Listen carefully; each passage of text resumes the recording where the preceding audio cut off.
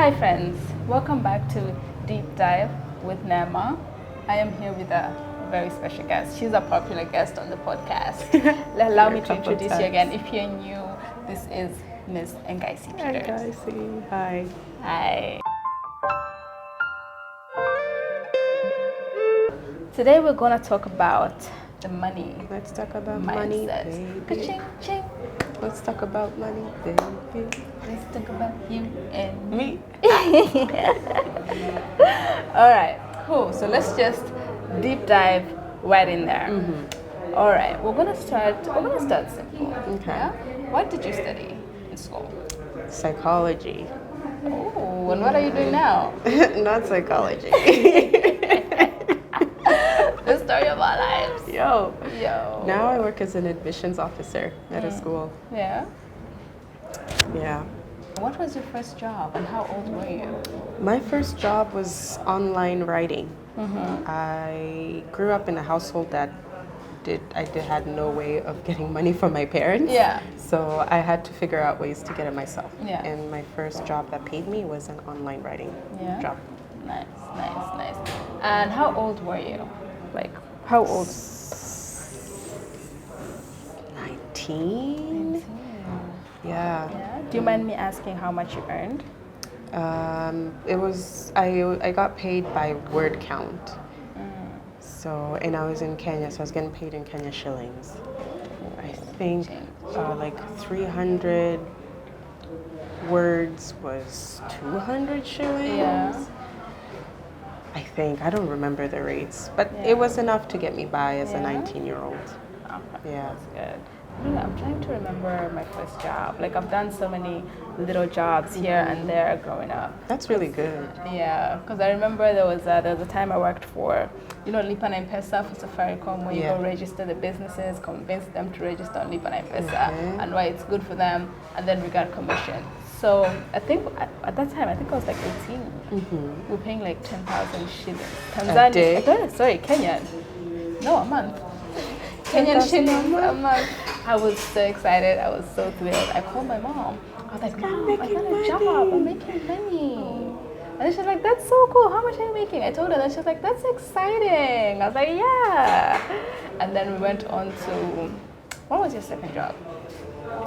Then I was an intern at a it was a consulting firm that dealt with psychosocial issues. So I was an intern there, had an amazing team. Yeah. So, but yeah, it was a really good time. It was a really good time. It was, eh? Okay. So I'm thinking, let's see, what was my second job? I worked for like selling villas, is it cottages? Like real Aberdare, estate. is it Aberdare Spa and Lodge? Like real estate. I came later to find real estate again in my life. Came back. It came back. It did a round. But I really appreciated that round. It was very good. By then, I was earning 20,000 A month. a month. Nice. Yeah. How much were you earning on your second job?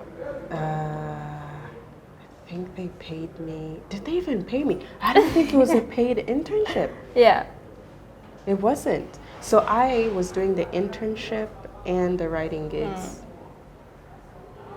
Yeah, because the internship didn't pay me. They paid you with exposure, huh? Anyway, they did pay, like we traveled, and when we traveled, they covered all the costs. Yeah.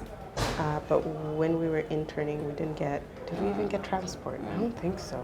I don't think it was a paid You're internship at interning, all. there's no transport.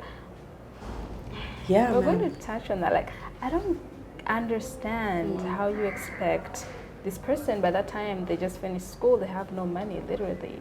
I don't know how you expect them to attend work. I was still in if there's school. not even, if there's not even a transport allowance. Right? I think the least a company should do for an intern is transport and lunch. Like, that's the least you can do. And maybe just a bit of money. Just Yeah. a bit of money for their pocket. For like, care. For care, so that they feel valued and they see the work is actually bringing in something. Because it's not that an intern is clueless. It's not that they're benefiting more from the company than you're benefiting from them. I think Vice they versa. definitely, they have skills and they're giving them. Yeah. Of course, they have things to learn, but But come on. Come on. Come on, man. Pay your interns. Pay your interns. They work hard.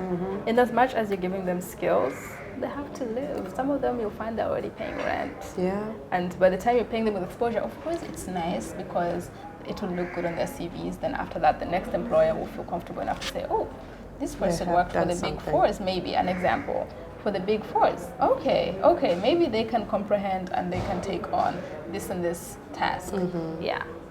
But I mean, honestly, it's never that serious. Like, there's no job that a human being can't do. So stop lying to people, right?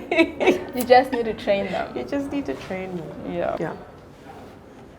When did you first start earning your real salary? Like that money that you got and you're like, yeah, I'm getting big girl money now. Big girl money, I don't know. Big girl money.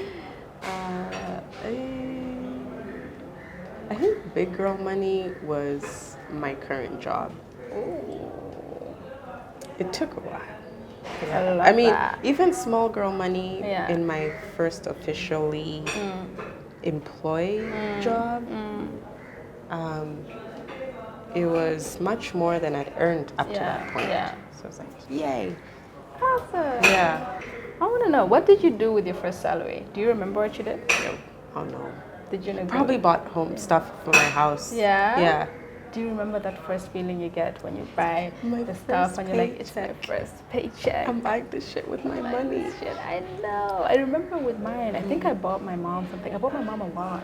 Oh. I bought her a watch, like with a large chunk of it. She loved it. So now, your big girl salary, or rather your little girl salary, did you negotiate Nah, your I've salary? never Or did they tell you, salary. and guys say, we're giving you This 1 much. million Tanzanian shillings. Yeah. This is what you're getting. And then you just signed right off.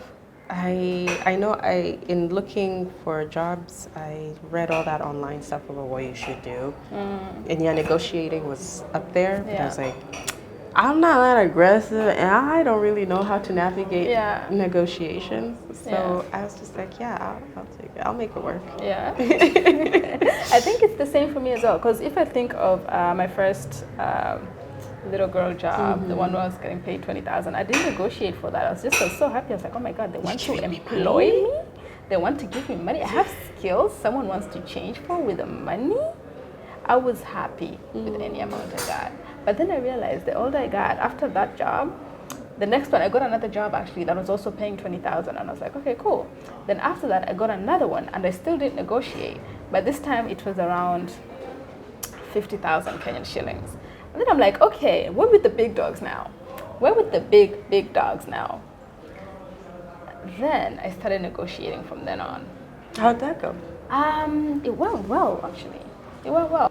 So then they gave me the first offer, and I was like, I called my mom first. I was like, so there's this offer. It's for this amount. My mom was like, take it. I was like, I think I deserve more. I think I deserve more. I called my sister. My sister bills like a man. She bills like a man. She negotiates and she makes sure she gets the better end of the deal because she knows her value and what she's bringing to the table. So I spoke to her about it and she's like, aim for a bit more. Push the button. What's the worst that could happen? They'll say no. You still have the offer. You can still take it. Aim for a bit more. Maybe even try for like 55. Just like a little pizzazz in there. I tried and it worked. Yeah. So in my mind, I was like, if I asked for 60, they would have gone down. It would have even been like 59, 58. Then I was like, I need to start billing like a man. Yeah. Because with men, they're aggressive. With their billing, have you ever seen a man negotiate and a woman?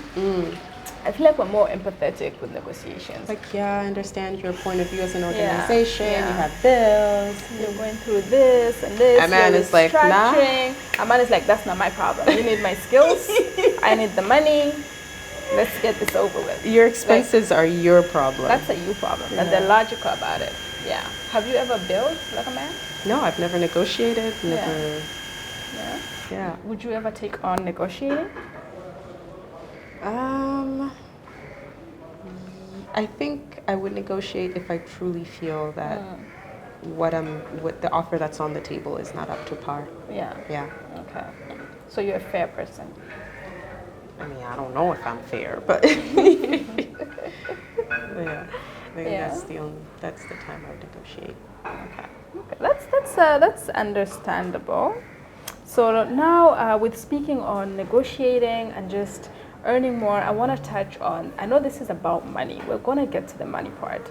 I want to talk about leaning in as a woman, because we're talking about being like a man. Do you know how most women, an idea is brought to the table, you're in a meeting and you're just seated like this. And you're listening, you're not adding value to the meeting. You're just like this. Because the point is, if you're going to be in a room, the whole idea of you being in the room is to add value. So what are your views on women leaning in? Because I read this book on, is it Emily B. Sanders, on Lean In. There's Lean In and then there's Plan B. It's a great read. What are your views on that? On leaning in, well, personally, I think if I'm in a position, I feel most comfortable to give out my ideas where I see I'm invested in the project and I see a way forward for the project. Yeah. You get caught up in projects that make no sense, they're a waste of everybody's time. I don't have any interest in leaning in those. Yeah. But if I truly feel I'm invested and this is going somewhere and I feel like I have a good grasp of where this needs to go, I go in. You go in. I go in, and I think sometimes I take it to the other extreme where I take charge and I run with it by myself when it should be a team. Yeah. I enjoy working on my own. And if I feel very confident in where I see this going, where it needs to go, and I have the skills to get it done, I'll do it. Yeah. Full 100%. I would not complain. That will be done. Yeah. And I like that mindset. I like what you said on if you feel this project is going to add value. I like how particular you are with certain projects. I'd just like to play like the devil's advocate. Sometimes you'd find there's some dull projects, but then you find that is the project that you need to get you to that project that you actually are dying to have, like you want. Like a passage. Like a passage to, whereby if you just give one idea, they can say, oh, okay, maybe Ngaisi has a different mindset to this. Let's hear her views on this project. Yeah. I mean, I get if I would feel like I know, even if it's a dull project, but I have a vision of where it should go, I would voice my opinion. But I do think also one of the things I've learned to work on is be very succinct in what I'm trying to say. Because expressing yourself, especially in the corporate world, is different than one-on-one with non-corporate. So getting succinct in what I'm trying to say and communicate it short, clear, there. Straight to the point. Yes. That is something I'm working on as well. Yeah. I take a lot of corners when explaining something in the corporate world, when I just need to be clear and concise. And okay, I'm going off track again, but that's something important as well, because if you're clear and concise, it takes you like 30 seconds to bring out your idea. Instead of taking corners, you can just be like, okay, I don't think we should move forward to this project because it doesn't add value because of X, Y, Z. Period. Or you can say, oh, maybe I think that this project could be this and that, which is something I'm personally struggling with. So I'm just working on being more articulate, more concise, direct, straight to the point. Yeah. I feel like that I personally enjoy hearing people who are short, clear, concise. That's why I'm inspired to be that way, because I think it saves time, it's clear, we know a way forward. Okay. I would like to, actually no, wait. Let's move back to money, because we're gonna get sidetracked. So how old are you? Now? Yeah. I'm 27. So am I. What did you do with your money in your early 20s, Ngaisi? Yo, please don't ask. Those are wounds. Wounds that we can't recover from. Here's to less wounds. Oh my goodness, yes. To this age. Where? My friends. Yay. I hope you picked up something. We're still learning. We're still growing. And as I said, please join us on this journey. Let us learn and let us unlearn together. And we're super thrilled and excited and appreciate each and every single one of you that has taken the time to listen and to engage with this podcast. Please leave me a like, comment, share, and subscribe below. But before we go, I would like to appreciate Ndaisi at this point. She also has her own podcast. I'm going to put it below. Oh gosh. It's All Matters HR, and she has a website where you can build your CVs. We're talking about leaning in. Build your CVs. Get a killer CV. Go onto her page. Yeah. Check it out. She's humble about it, but I'm not. I'm flexing on her behalf. I think. Yeah. Thank you so much. Thanks, Naima.